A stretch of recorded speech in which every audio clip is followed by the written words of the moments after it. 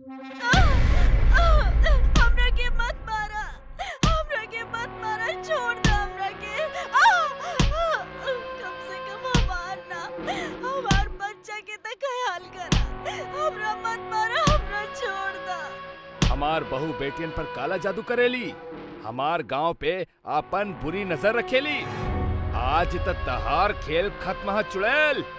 अब्दुल और ओकर दोस्त साजिद एगो गर्भवती महिला के घसीट के जंगल के तरफ लेके जात रहले। वो एगो गर्भवती औरत रहल और ओकर बच्चा 8 महीना के हो चुकल रहल। वो औरत लगातार गुहार लगौलस, लेकिन फिर भी ओमे से केहू के भी ओ पे दया नहीं आइल और उ लोग उ औरत के उहे जंगल में जिंदा दफन कर देले। ये औरत के कहानी तक खत्म हो गई, लेकिन ये औरत के पेट में बच्चा भी रहल। कहेले कब्बो भी गर्भवती औरत के तकलीफ न देवे के चाहिए, ना ता एकर अंजाम बहुत भयानक होखेला। अरे अंजाम तो भयानक तब होखी अगर हमनी ई प्रेग्नेंट चुड़ैल के सही समय पे पकड़ के ना दफनैती, वरना ना जाने ई चुड़ैल हमनी के गांव में और काका कलेश करत। ओ रात उ सब अपना घर चल गईले। ई घटना के अब 1 साल बीत चुकल रहल। आज अब्दुल एगो बारात से अपन घर लौटत रहल। गांव से बाहर निकले और गांव में दाखिल होके के बस एक मात्र रास्ता रहल और वो है जंगल के रास्ता। वो जंगल ही एकमात्र ऐसा केंद्र रहल जे गांव के बाहरी रास्ता से जोड़त रहल।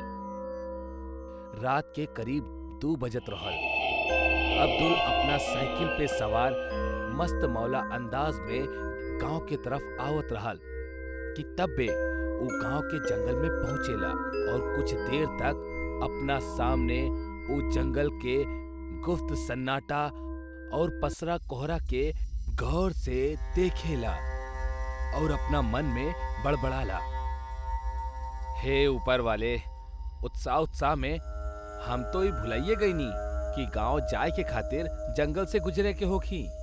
यहाँ तक दूर दूर तक केहू दिखाई भी नहीं के देत और केहू दिखी भी कैसे, काहे कि रात के 2 बज रहल बाड़े। खैर जब 10 किलोमीटर के सफर तय कर लेले बानी त ई 2 किलोमीटर के जंगल पार करे में कौन दिक्कत बा। ऊपर वाले के नाम लेके आगे बढ़तानी।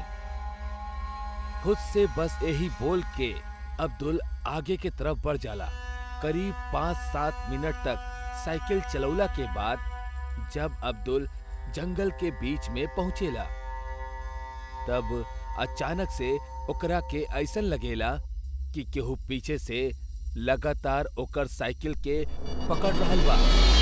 अचानक से अब्दुल अपन बैलेंस खो देवेला और साइकिल से नीचे के तरफ जाके गिर जाला। अब्दुल जैसे ही नीचे गिरेला एगो तेज रफ्तार में ओकर साइकिल सरकेली और फिर वहां से गायब हो जाली। हे ऊपर वाले, हमार मदद करी, आज ना जाने का होखे वाला बा। अब्दुल तेज कदम के साथ आगे बढ़ब शुरू कर देलस। जंगल के उ गुप्त सन्नाटा ओकर रगन में डर के तूफान के और बढ़ावत रहल कि तब्बे तेज बिजली कड़कल और अब्दुल अपना सामने के नजारा के देख के एकदम स्थिर खड़ा हो गई, जैसे ओकरा सांप सूंघ गइल होखे। ओकरा ठीक सामने एगो छोट सा बच्चा खड़ल रहे जौन तेज किलकारी लगा के हंसत रहल। अरे बाप रे, ये सब का हो रहल बा, जल्दी निकले के पड़ी यहाँ से। अब्दुल भागे के खातिर जैसे ही अपन कदम आगे बढ़ावेला तब्बे ओकरा ठीक अपना पीछे से एगो औरत के आवाज आवेली। रुक जा हत्यारा। अब्दुल के सांस तेज होके लगेली। वो थोड़ा हिम्मत जुटा के पीछे पलटल ता ओकर होश उड़ जाला। एगो औरत पुतला के समान खड़ल अब्दुल के घूरत रहली। तू तो उहे बाड़ू ना जेकरा हमने पिछला साल मार देले रहनी, लेकिन तू जिंदा कैसे? तू बस ये सोचा हम मरे के बाद भी दोबारा कैसे लौटेगी। आत्मा के मुक्ति तभी मिलेला जब तक वो खुद के लोभ के पूरा ना कर लेवेला। हम पिछला 1 साल से यही जंगल में तुहार इंतजार करत रहनी और आज रात वो घड़ी आ चुकल बा। हमार मकसद और तुहार पाप के प्रायश्चित दोनों एक साथ पूरा होई। हमरा के मत मारा, हमरा के छोड़ दा। जौन भइल ओकरा खातिर हमरा के माफ कर दा। माफ कर दी और वो तोहरा के। अगर एक बार ई सब हमरा साथ भइल रहा तो शायद हम तोहरा के माफ कर देती। बाकी हमार मासूम बच्चा के का कसूर रहे जेकर जन्म से पहले ही तू ओकरा के मार देला। देखा जौन कुछ भइल वो अनजाने में भइल। हमरा के माफ कर दा और जा दा। अच्छा तो ई सब अनजान में भइल और तू हमरा के माँ भी अनजाने में बनैला। आखिर में गांव वालन के तुम्हारी नाजायज औलाद के पता ना चल सके इसे तू धोखा से हमनी के मार देला। काहे कुछ याद आए? तू शादीशुदा होते भी हमरा साथे चक्कर चलेला और हमरा के अपन जाल में फंसेला और हमरा के प्रेग्नेंट करके आखिर में मार देला ताकि तुम्हारी घटिया रूप गांव वालन के सामने ना आ सके। और तू ही बहाना लेला कि हम गांव वालन पे काला जादू करत रहनी। अब तू मरे खातिर तैयार हो जा। ठीक वही तरह जौन तरह तू हमरा के मारले रहला।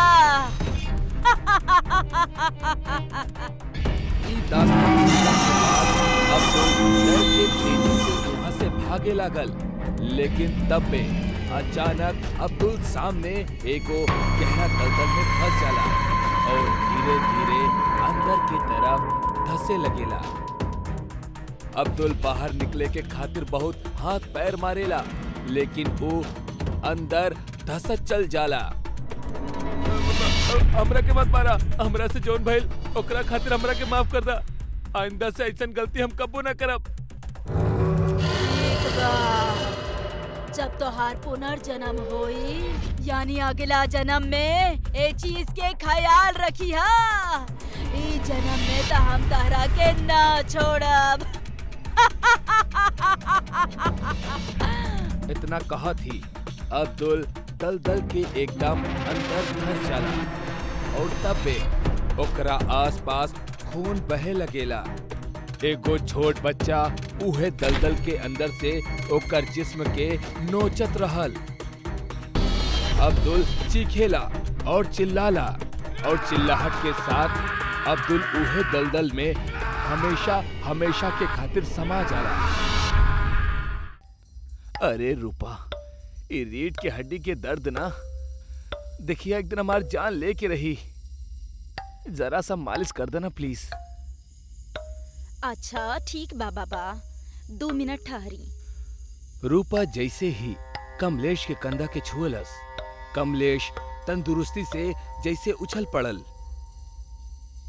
अरे वाह रूपा, तू तो एकदम जादूगरनी बाड़ू। तोहार मुलायम हाथ से छुअत ही जैसे तन में को नई जान आ गई होखे। हमार दर्द पता ना कहाँ गायब हो गई। अब जायदा जा जाके अपन काम करा। अब हमके थोड़ा अच्छा महसूस हो रहा बा। चलिए मक्खन मत लगाई, हम जाता नहीं घर के काम करे खातिर, बहुते काम पड़ल बा। रूपा किचन में जाके काम में व्यस्त हो गई। तब्बे कमलेश बिस्तर से उठल और अपन जेब टटोले लागल जो ओकरा खाली मिलल। वो एक बार फिर रूपा की आवाज लगौलस। अरे माफ करिहा, तोरा एगो और तकलीफ दे रहल बानी। वो दरअसल हमार दवाई न जाने कहाँ रखल बा, वो जरा ले आवा। आप भी ना हद करेनी। आपन दायां पॉकेट में हाथ लगाई। कमलेश जैसे ही आपन दाएं जेब दोबारा से टटोलेला, ओके उम्मे ओकर दवाई मिल जाला। एके देख के वो थोड़ा हैरान होखेला, काहे कि कुछ सेकंड पहले जब वो अपन जेब चेक कैले रहल तब तो ओकरा खाली मिलल रहल। फिर अचानक से दवाई।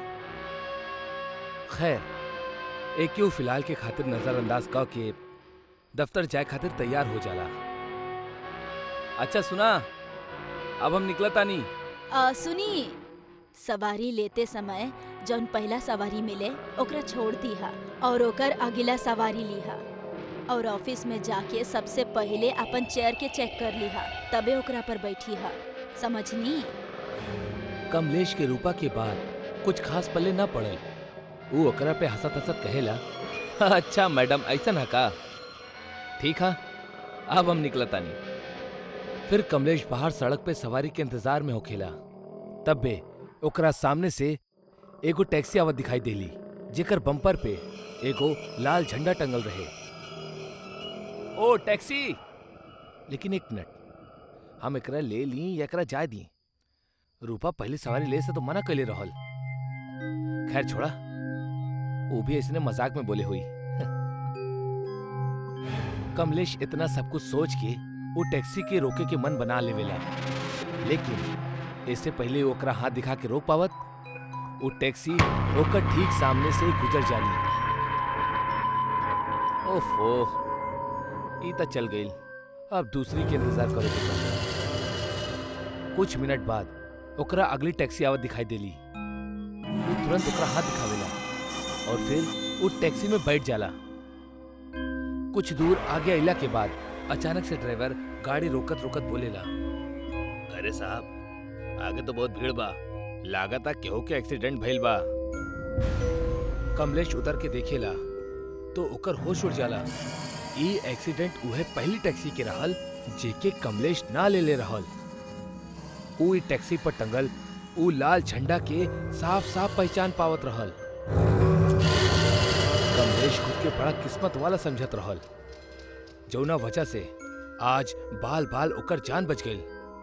खैर, एकरा बाद वो दूसरा रास्ता से ऑफिस के खातिर निकल जाला। शाम के वो थका हारा ऑफिस से घर लौटेला। का भइल जी, कैसन रहल आज के दिन? अरे रूपा, तू आज तोहार बात ता हमार जान बचा लेलस। हमार बात? का मतलब? हाँ, उहे टैक्सी वाला बात जौन तू बोले रहलू कि पहला टैक्सी मत लिहा, खतरा है। उहे भाई, जैसे ही हम दूसरा टैक्सी से आगे पहुंचनी, हम देखनी वो पहला टैक्सी के एगो भयानक एक्सीडेंट भइल रहे। वाह जी, इत्तेफाक भी न जाने कैसन कैसन हो जाला। अच्छा सुना, हम ऑफिस के काम से एक हफ्ता खातिर बाहर जा रहल बानी। हमार सामान पैक कर दिया। सीधा सीधा काहे ना कहेनी, ऊ कलमुही के संगे रंगरलिया मनावे जाता नहीं। लौटी हा, फिर बता। का कहलू तू? अब ना कुछ तो ना कहनी। अगला दिन उस सुबह सुबह अपना काम के सिलसिले से निकल जाला और एजे रूपा एकदम अकेली पड़ जाली। यहाँ कमलेश सड़क पार करत रहल और हर बढ़त कदम के साथ ओकर खुशी दुगनी हो चल जात रहल। वाह, का किस्मत है हमार। झट से सोनाली के फोन करके इन्फॉर्म कर देता नी कि हम निकल गए बानी। एक हफ्ता वो हुस्न के मलिका के साथ खूब मजा करब हम। कमलेश ऑफिस स्टाफ सोनाली के साथे अपन ट्रैवल प्लान करत रहल, जहां ओकर मन में कई तरह के ख्याली पुलाव पकत रहल। एक हफ्ता बाद कमलेश खुशनुमा तरीका से अपन घर लौटेला। रूपा, कहाँ बाड़ू तू? वो इतना कह के जैसे ही घर के अंदर दाखिल होखेला, घर के नजारा देख के ओकर पैरों के तले जमीन खिसक जाली। पूरा घर बिखरा पड़ल रहे, सारा सामान टूटल फूटल फर्श पर बिखरा पड़ल रहे। तब में अचानक घर के ट्यूबलाइट ब्लिक करे लग जाली। घर के इतना गंदा माहौल देख के कमलेश के रूपा के ऊपर बहुत तेज गुस्सा आवेला। वो चीखत हुए अपना बेडरूम की तरफ जाला। रूपा, ई का हालत कर देले बाड़ू तू घर के? हम एक हफ्ता खातिर घर से बाहर का गई नी, तू ता हमार घर के कबाड़ खाना बना देलू।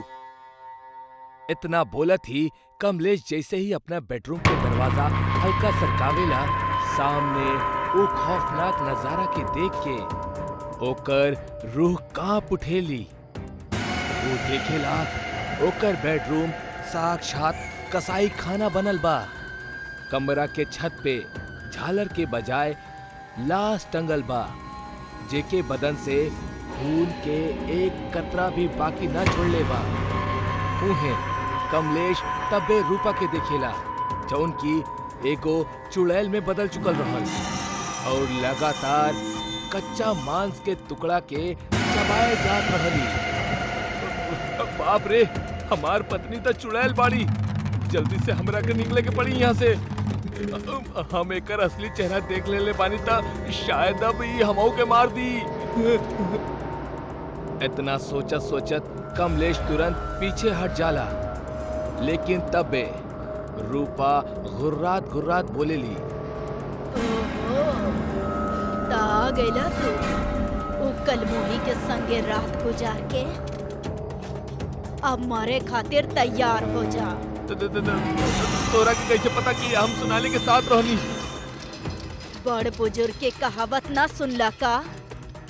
चुड़ैल के तेसर आंख हमेशा तोहार पीछा करेली और हर पल के खबर रखेली।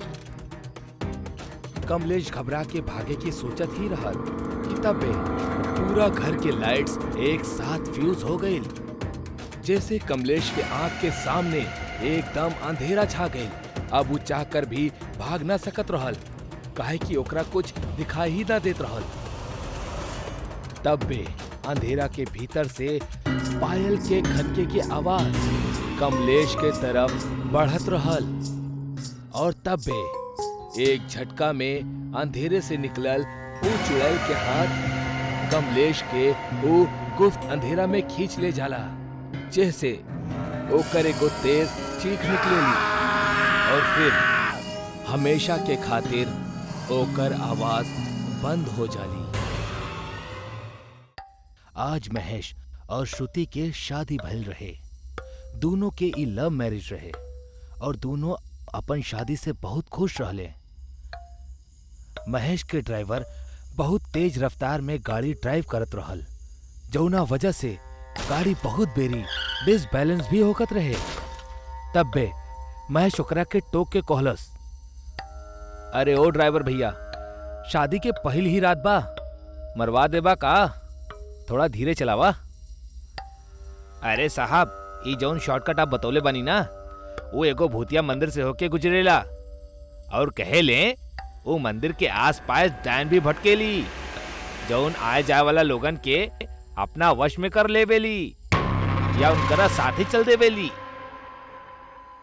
वाह, कहानी तो बहुत बढ़िया बा, लेकिन अफसोस हम ऐसन कहानी बहुत सुनले बानी, तो अब ई सब हमरा के बचकाने लगेली। तब बे श्रुति ओकरा रोक के कहेली, महेश, तोहरा पास तनी भी समझ नहीं खे का? ऐसे सुनसान जगह पर ए तरह भूत प्रेत के मजाक ना उड़ावेले। देख लेला ड्राइवर भैया, तोहरा वजह से अब मैडम से डांट पड़ रहा बा हमरा। तब बे गाड़ी ऊ भूतिया मंदिर से गुजरे लागेली और ठीक उहे वक्त ना जाने गाड़ी के का हो जाला कि गाड़ी अपने आप धीम होके बंद पड़ जाली। ओहो, ई का कर रहल बड़ा यार? अगर ई सब तू हमने के डरावे खातिर कर रहल बड़ा तो याद रखिया, हम तोहार नौकरी खा जाई। अरे का सरकार, आप भी डर के मारे हमार खुद के जान हलक में अटकल बा। ऐसे में हम आपके डरावे के सोच भी कैसे सकेनी? न जाने गाड़ी के हिजे आकर काहे बंद होके के रहल। वैसे जौन तू बतौले रहला, ई कोनो मंदिर है ना? वैसे कौन भगवान के हिजा पूजा होकेली? बतावे के ता ना चाही, लेकिन आपके जानकारी के खातिर बता देतानी। ई मंदिर काल भैरव के हा। नया नवेला शादीशुदा लोग आपन दाम्पत्य जीवन के सुख के खातिर यहिजा आवेले, लेकिन केवल दिन में। सूरज ढले के बाद यहिजा केहू न जाला। यही से हम आपके शॉर्टकट के खातिर मना करत रहनी, लेकिन आप मनबे ना कोइले।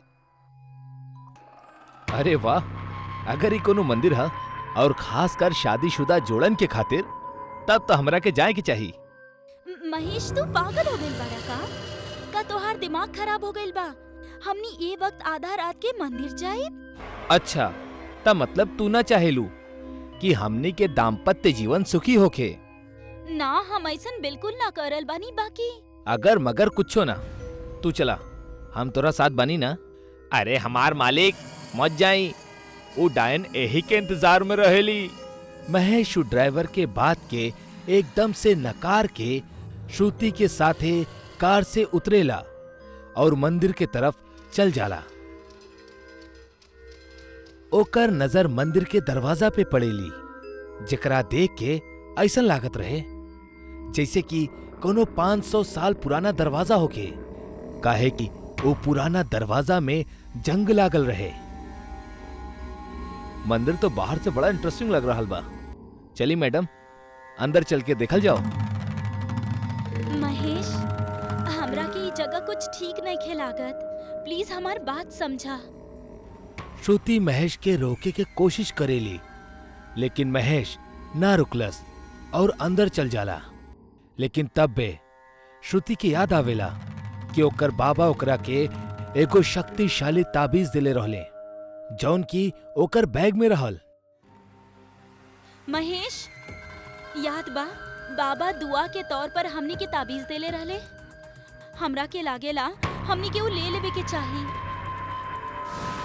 ठीक बा, तू गाड़ी से जाके ओके लेके आवा, तब तक हम अंदर तोहार इंतजार कर रहल बानी। इतना कहा थी महेश मंदिर के अंदर चल जाला। श्रुति के ऊ वक्त एगो अजीब सा साया अपना आसपास महसूस होकत रहल। यही वजह से वो धीमे धीमे डरत डरत वापस गाड़ी के तरफ लौट आवेली। दूसर तरफ महेश बिना केहू के परवाह कैले मंदिर के अंदर दाखिल हो जाला। वो पूजा घर के तरफ बढ़ेला। वो जैसे ही पूजा घर में दाखिल होकेला, मंदिर के घंटी अपने आप आपस में टकराल शुरू हो जावे, जैसे आरती में होखेला। ओ वक्ता हवा भी ना चलत रहल, त ई घंटी आपस में कैसे टकरात रहल। तब बे ओकर नजर मंदिर के मूर्ति पर पड़ेली। अरे ई मंदिर हा या भूतिया घर?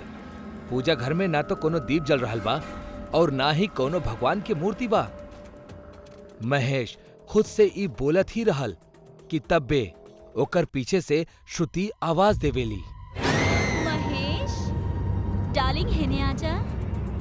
महेश तुरंत पीछे पलटेला। श्रुति अपन बाह फैलाए खड़ल रहल। अरे हमार जान, तू आ गेलू। हम तोहार कब से इंतजार करत रहनी। अब सिर्फ दूर से ही प्यार बरसई बा कि पास भी आई बा?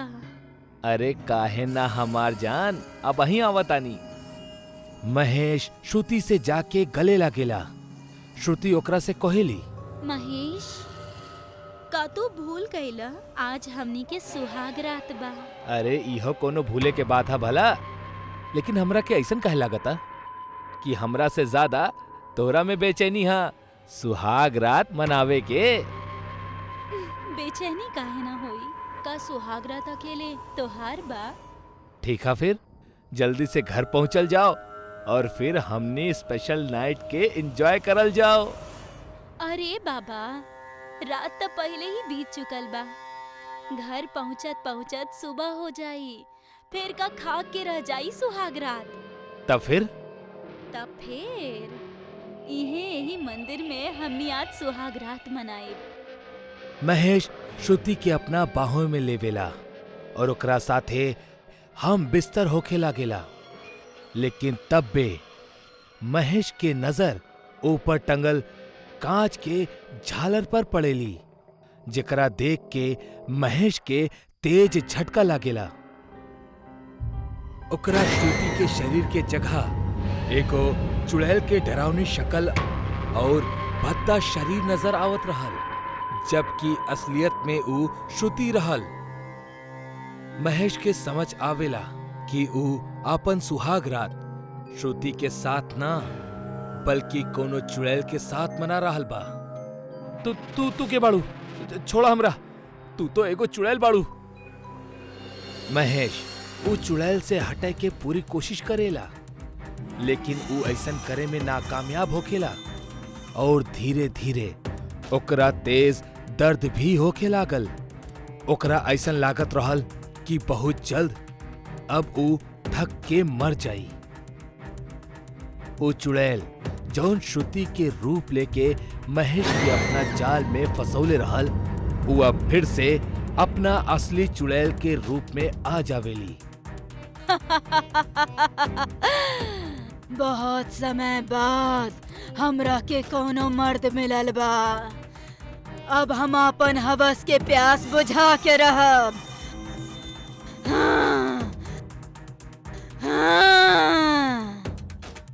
महेश दर्द से तड़पे लागेला। खुशकिस्मती से तब बे वैजा श्रुति पहुंच जाली। महेश तू का कर रहल बड़ा? श्रुति महेश के वो चुड़ैल के साथ हम बिस्तर होत देख लेवेली। वो तुरंत अपना तावीज के महेश के तरफ फेंक देवेली, जैसे वो चुड़ैल जले लागल और महेश के आजाद कर देवेली। फिर महेश और श्रुति भागत भागत गाड़ी के तरफ आवेले, जहां उनका ड्राइवर गाड़ी स्टार्ट करेला। शुरू में तक गाड़ी स्टार्ट न होकत रहे, पर दुआ कैला के बाद गाड़ी स्टार्ट हो जाली और ऊ सब वहां से तेजी से निकल जाले। जब ऊ इलाका खत्म होकेला, तब महेश श्रुति के सब कुछ बतावेला और फिर उनका ड्राइवर उनसे कहेला, साहब यही से हम आपके मना करत रहनी। आप लोग शहरी बाड़े, आपके यहाँ के सच्चाई ना मालूम, लेकिन यहाँ से गुजरे वाले और यहाँ रहे वाले ये बात अच्छे से जाने ले कि यहाँ हवस के भूखल चुड़ैल रहेली, जौन यहाँ मिले वाला मर्दन के सुंदर कन्या और उनकर पत्नी के रूप में दिखेली और उनकर साथ अपन सुहागरात मनावेली और फिर उनकरा मार के यह मंदिर के छत पर लटका देवेली। कहेले ये चुड़ैल के आपन सुहागरात अधूरी रह गई रहे, जौना वजह से ये आज भी आपन सुहागरात पूरा कल चाहेली, लेकिन आज तक कर नहीं पाइल। यही से यहाँ से गुजरे वाला लोगन पर आज भी अपन नजर गड़ा के रखेली। दूर कहीं पहाड़ में एगो घना जंगल रहल। वो जंगल के पेड़ इतना घना रहल कि सूरज की रोशनी जमीन पे कब्बो न गिरत रहे और दिन के समय में भी वो जंगल के अंदर अंधेरा ही होकत रहल। वो जंगल में एगो बहुत बड़ा और पुराना बरगद के पेड़ रहल, जेकरा अंदर एगो डायन रहत रहली। लोग ओकरा जंगली डायन के नाम से जानत रहले। ओकर डर जंगल के चारों तरफ फैलल रहे। वो डायन इतना खतरनाक रहली कि जंगली जानवर भी ओकर आहट से दूर भागत रहले। जंगल के बाहर एगो झोपड़ी रहल, जहवा नमन अपना बीमार माँ के साथ रहत रहल। एक दिन ओकर माँ के हालत बहुत खराब हो गई। माँ, तोहार हालत बहुत खराब हो गई बा। हमरा जंगल में जाके वो जड़ी बूटी लावे के ही पड़ी। ना, तू ओ जंगल में कबो ना जाइबा। ओ जंगली डायन के वजह से हम तोहर पिता के खो चुकल बानी। अब तोहरा ना खोए चाहे नी बेटा। और अगर हम ना गईनी तो हम तोहरा के खो देहब। हमरा के कुछ ना होई माँ, हम ज्यादा अंदर ना जाइब। ना तोहरा हमार किरिया, तू ओ जंगल के तरफ देखबा भी ना। अब जा, रात के जलावे खातिर कुछ लकड़ी लेके आवा। नमन हताश होके बाहर आ गई और कुल्हाड़ी उठा के लकड़ी लावे निकल पड़ल। वो घर से थोड़ा दूर आइल और एगो जगह लकड़ी काटे लागल। इतना में नमन के आपन माँ के खांसे के आवाज सुनाई देहलस। वो गुस्सा से कुल्हाड़ी फेंक देहलस और कहलस, हर बार माँ कसम दे के रोक लेवेली, लेकिन ई बार ना, आज त हम दवाई लेके ही आई। नमन कुल्हाड़ी के उठौलस और दौड़ के घर के तरफ आइल। घर के अंदर झांक के देखलस तब माँ आंख बंद करके लेटल रहली। वो धीरे से एगो मशाल उठौलस और जंगल की तरफ भागे लागल। नमन जंगल के सीमा पर पहुंच गईल। दोपहर के समय रहल और जंगल के बाहर कड़ी धूप रहल, पर जंगल के अंदर इतना घना अंधेरा रहल कि माना रात होखे। नमन जंगल में जाए से पहले मशाल जलौलस और कुल्हाड़ी और मशाल लेके धीरे धीरे अंदर जाए लागल। नमन जैसे जैसे अंदर जात रहल, सूरज की रोशनी कम होकर जात रहे। थोड़ी देर बाद रोशनी के दिखब बंद हो गई और नमन मशाल के सहारे आगे बढ़े लागल। वो जंगल बिल्कुल शांत रहल कि मानव जंगली डायन से डर के चुप बैठल होके। थोड़ा दूर अइला पे नमन के इंसान और जानवर के कंकाल दिखाई देवे लागल। वो डर गईल, पर फिर भी हिम्मत क के आगे बढ़त रहल। चलत चलत वो बरगद के पेड़ के पास पहुंच गईल। नमन बड़ा हिम्मत क के वो घना पेड़ की तरफ देखलस। वो बरगद इतना शांत और डरावना रहल कि सच में एगो जंगली डायन के तरह दिखत रहल। वो बिना आवाज कैले आगे बढ़त रहल।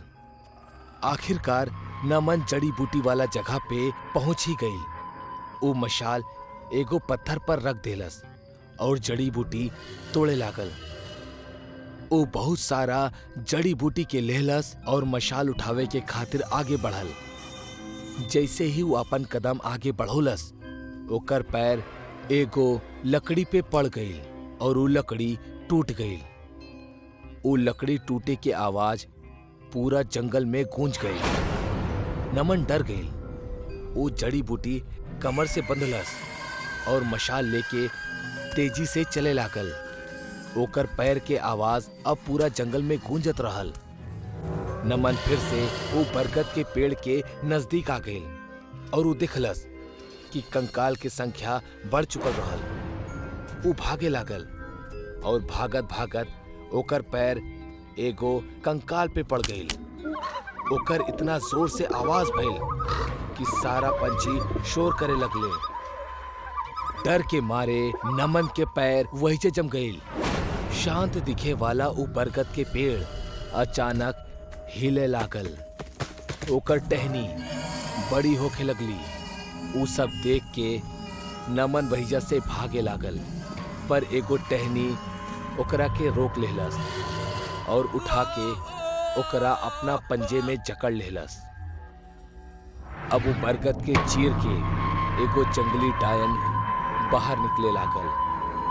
ओह पेड़ जितना लंबा और दिखे में बेहद भयानक रही। नमन उस सब देख के बहुत ज्यादा डर गई और मदद के खातिर चिल्लाए लागल, बचावा बचावा बचावा हमरा के।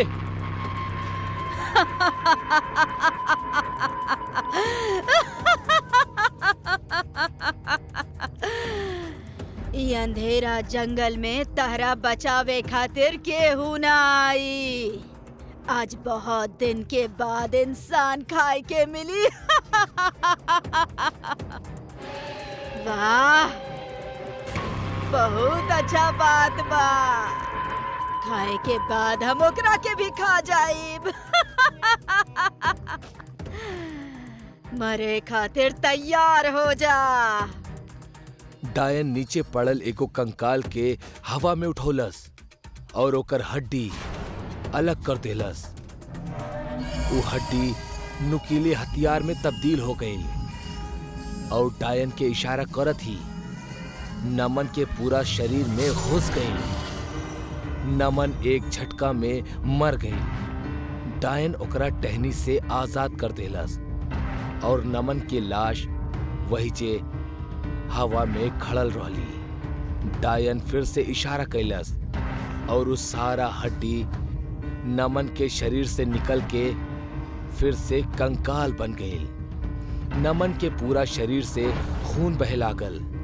डायन फिर से जोर जोर से हंसे लागल। इतने में एगो टहनी आइल और नमन के पेट में घुस गई। उ टहनी नमन के डायन के करीब लेके गई। डायन ओकरा के खाए के खातिर अपन मुंह खुल्लस और टहनी नमन के मुंह के अंदर फेंक देहलस। डायन नमन के चबाए लागल और ओकर हड्डी के टूटे के आवाज आवे लागल। बाद में नमन के सारा हड्डी बाहर थूक देलस। मजा आ गइल। बड़ा मीठा इंसान रहे। वाह, चला अब एकर माँ के खायल जाए। जंगल के बाहर रात हो गई रहे और नमन की माँ घर में नमन के इंतजार करत करत थक गई रहे। माँ खटिया पे बैठ के सोचत रहली। पता ना कहाँ चल गईली। जंगल में ना गईल होके त अच्छा होई। कितना रात के कहाँ ढूंढे जाई हम एकरा के। हाँ। इतने में नमन घर के अंदर आयल और माँ के बगल में बैठ गई।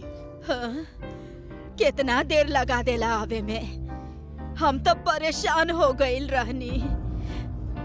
अब हम आ गइल बानी ना, चला हमनी खाना खा लिहल जाओ। माँ उठ के खाना परसे लागल और अचानक नमन के शरीर डायन के रूप में बदल गई। वो डायन के देख के माँ डर गई और भागे लगली, पर वो ज्यादा दूर ना भाग पाई। काहे कि बाहर वो बरगद के पेड़ पूरा झोपड़ी के घेर रखले रहल। एगो टहनी माँ के उठौलस और चुड़ैल के सामने लेके गई। हाँ? हमार नमन कहाँ बा? का कैलू तो ओकरा साथे? कहाँ बा हमार नमन? अभी पता चल जाई। डायन अपन मुंह खुल्लस और टहनी माँ के डायन के मुंह में फेंक देलस। डायन माँ के निकल गई और सारा हड्डी वापस बाहर थूक देलस। डायन पेड़ में चल गई और वो पेड़ जमीन में धंस के गायब हो गए। पहाड़ के पीछे से सूरज उगे लागल। जैसे ही सूरज की रोशनी माँ के हड्डी पे गिरल, हड्डी जले लागल। देखी हमार बात सुनी, ई पेशेंट के कुछ देर में होश आ जाई, तब तक एक ही यहीजे रह दी। आधा घंटा बाद घड़ी में 11:50 हो जाला। हॉस्पिटल के सारा लोग यहाँ वहाँ भागत शुरू कर देते। केहू भागत भागत गिर रहल बा, तक केहू एक दूसरा से टकरा रहल बा। पूरा हॉस्पिटल में भगदड़ मच जाली। भागा भागा, जल्दी भागा, जल्दी निकलो यहाँ से, जल्दी भागा। 12 बजे से पहले ही हॉस्पिटल सुनसान हो गई। घड़ी में 12 बजत ही मुर्दा घर के दरवाजा अपने आप खुलेला। केहू के चले के आवाज आवेली। मुर्दा घर से एगो चुड़ैल बाहर आवेली, जेकर बाल बिखरल रहे और जौन सफेद कपड़ा पहन रखले हा। चुड़ैल नीचे झुक के जमीन के सूंघे लगेली। यही जा एगो वार्ड में जौन पेशेंट बेहोश रहल, ओकरा होश आ जावेला। अरे सब लोग कहाँ चल गेले? अरे केहू बाका यही जा। तब भी पेशेंट के केहू के चले के आवाज आवेले। दरवाजा अपने आप पटके लागेला। पेशेंट के बेड अपने आप हिले लागेला, माना बेड भी डर से कांप रहा होखे। ई देख के पेशेंट भी डर गई। के भाईजा? अरे ई बेड अपने आप चल कैसे रहल बा? क्यों बचावा हमके? क्यों बचावा हमरा के? बेड अपने आप सीढ़ियों की ओर बढ़ गई और बेड सीढ़ियों से नीचे गिर गई।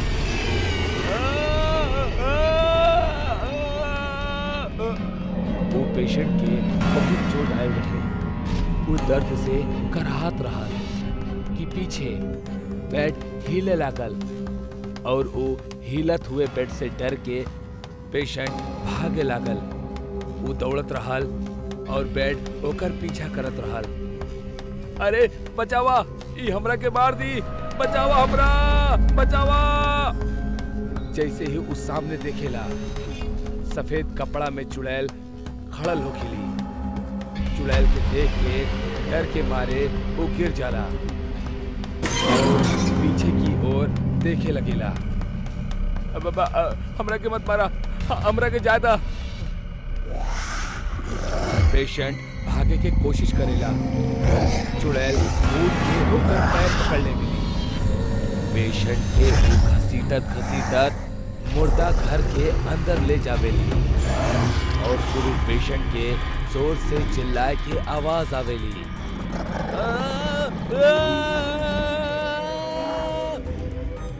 कुछ देर बाद चुड़ैल मुर्दा घर से बाहर आवेली। ओकर मुंह खून से सनल होखला और केहू बाई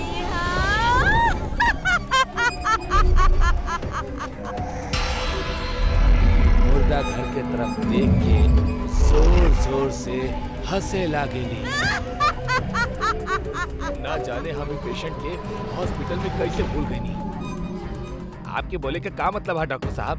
ई हॉस्पिटल में एगो चुड़ैल हा जे केहू भी ई हॉस्पिटल में 12 बजे के बाद रहेला ओकर मौत निश्चित हा। हर केहू यह बात कहेला, पर हमरा लोगन के बात पे यकीन नहीं खे। पर आप तो डॉक्टर बानी ना, आप ऐसन बात पे कैसे यकीन कर सकेनी डॉक्टर साहब? अरे बहुत सा ऐसन केस देख ले बानी हम। भूतन के नाम पे लोगन के मार के उनकर अंगन के तस्करी करेले हॉस्पिटल वाले। हम ऐसन कुछो ना करेनी। अगर आपके यकीन नहीं खे तब 12 बजे के बाद ई हॉस्पिटल में रह कर देखी। जौन कुछ भी बा आपके सब पता चल जाई। अब हम चलतानी। डॉक्टर सही ही बोल रहा है। 12 बजे तक रुक जाता नहीं हॉस्पिटल में, सच सामने आ ही जाई। इतना लोग बोल रहा बाड़े, हो सकेला कि चुड़ैल सच में होके। और अगर सच में चुड़ैल होखी ता एक काम करता नहीं, हॉस्पिटल में मिनी कैमरा लगा देता नहीं और हॉस्पिटल के बाहर वो भी वैन में हम बैठ के सब कुछ देख लिया। दूध के दूध और पानी के पानी हो जाई। जर्नलिस्ट छोट छोट कैमरा हॉस्पिटल में लगा देवेला और अपन ओबी वैन में बैठ के 12 बजे के इंतजार करे लागल। इतना साल से हॉस्पिटल में सबके जान जा रहल बाड़ी, आखिर ऐसन हो काहे रहल बा? आज सच्चाई सबके सामने आ जाई। जौन भी सच बा इस सच के सबके सामने लावे के खातिर हमार प्रमोशन पक्का बा। 12 बजे ही वाला रहल। सब लोग हॉस्पिटल से बाहर भागत रहले, पर उस जर्नलिस्ट वही जे हॉस्पिटल के कंपाउंड में ओवी वैन के अंदर बैठल रहल। वो स्क्रीन पर देखत रहल कि एगो मुर्दा घर से एगो चुड़ैल बाहर आवेली, जेकर चेहरा बाल से ढकल बा। अरे ई कौनो चुड़ैल हा या कौनो औरत?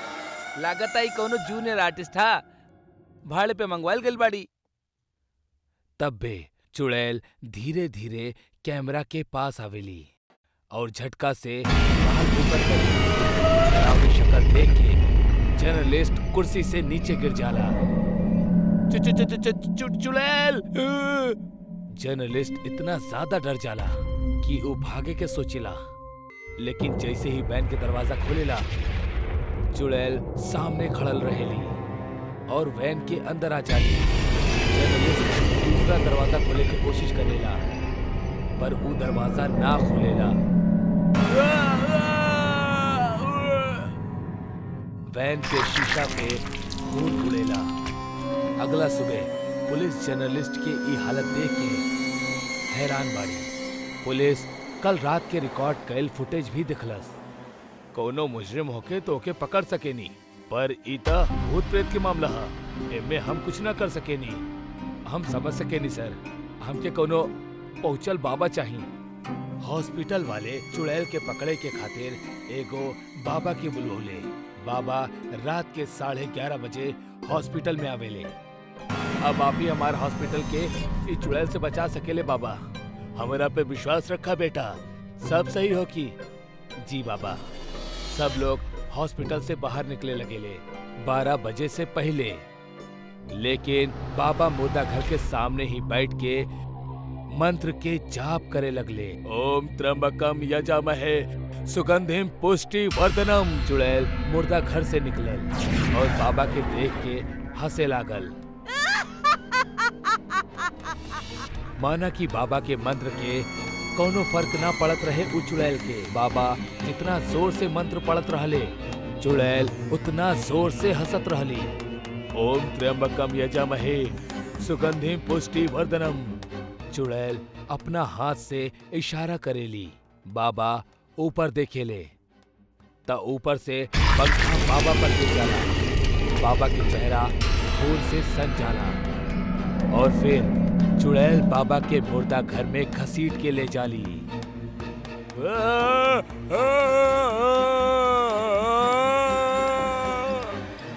बाकियों के तरह चुड़ैल बाबा के भी अपन शिकार बना लेगा। अब हॉस्पिटल वालन के एगो बात समझ आ गई कि चुड़ैल हॉस्पिटल से ना जाई। उनकरा ही 12 बजे से पहले हॉस्पिटल खाली करे के पड़ी, वरना वो अपना मौत के जिम्मेदार खुद होगी।